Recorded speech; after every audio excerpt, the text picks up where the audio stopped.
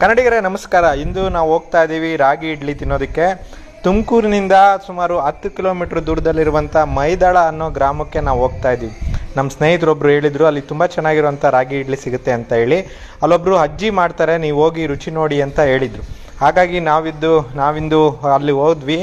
ಇವತ್ತು ಅಲ್ಲಿ ಹೋಗಿದ ತಕ್ಷಣ ನಮಗೆ ಭಾಳಷ್ಟು ರಾಗಿ ಇಡ್ಲಿ ಏನೂ ಸಿಗಲಿಲ್ಲ, ಯಾಕೆಂದರೆ ಎಲ್ಲ ಖಾಲಿ ಆಗಿತ್ತು. ನಾವು ಹೋಗೋದು 10 ಗಂಟೆ ಆಗೋಗಿತ್ತು. ಒಂದೇ ಒಂದು ರಾಗಿ ಇಡ್ಲಿ ಇತ್ತು. ರಾಗಿ ಇಡ್ಲಿನೇ ತುಂಬ ಚೆನ್ನಾಗಿ ಮಾಡಿದರು ಅವರು. ರಾಗಿ ಇಡ್ಲಿ, ಚಟ್ನಿ, ಸಾಂಬಾರು, ಬೋಂಡ ಎಲ್ಲ ಸಿಕ್ತು ನಮಗಿವತ್ತು. ರಾಗಿ ಇಡ್ಲಿ ಶುಗರ್ ಇರೋವಂಥವ್ರಿಗೆ ಮತ್ತು ಆರೋಗ್ಯಕ್ಕೆ ಕೂಡ ಒಳ್ಳೆಯದು ಅಂತೇಳಿ ನಾವು ಇವತ್ತು ಟೇಸ್ಟ್ ಮಾಡೋಣ, ತಿನ್ನೋಣ ಅಂತ ಹೋದ್ವಿ.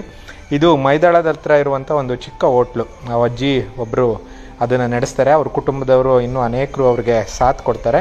ಇಲ್ಲೇನು ವಿಶೇಷ ಅಂತಂದರೆ ಈ ರಾಗಿ ಇಡ್ಲಿ ಇದನ್ನು ಬೇಯಿಸೋದೆಲ್ಲನೂ ಕೂಡ ಒಲೆಯಲ್ಲಿ ಬೇಯಿಸುವಂಥದ್ದು, ಮತ್ತು ಏನು ಕಟ್ಟಿಗೆ ಮತ್ತು ಸೌದೆ ಆ ಥರದ್ರಿಂದ ಬೇಯಿಸುವಂಥದ್ದು.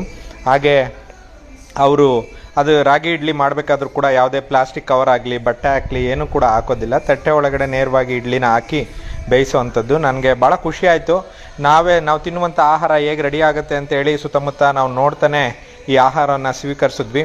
ನನಗೆ ಅಲ್ಲಿ ಅವರು ಕೂಡ ಅಲ್ಲಿ ಸಿದ್ಧ ಮಾಡೋರು ಕೂಡ ಭಾಳ ಖುಷಿಯಿಂದ ನಮ್ಮನ್ನು ಬರಮಾಡಿಕೊಂಡ್ರು ಮತ್ತು ಈ ವಿಡಿಯೋ ಮಾಡೋದಕ್ಕೆ ಸಹಕಾರ ಮಾಡಿದ್ರು. ಅವ್ರಿಗೆಲ್ಲರಿಗೂ ಧನ್ಯವಾದ ಹೇಳ್ತಾ, ನೀವು ಕೂಡ ರಾಗಿ ಇಡ್ಲಿ ಟೇಸ್ಟ್ ಮಾಡೋದಿದ್ರೆ ಮೈದಾಳಕ್ಕೆ ಹೋಗಿ ಟೇಸ್ಟ್ ಮಾಡಿ ಅಂತ ಹೇಳ್ತಾ ಎಲ್ಲರಿಗೂ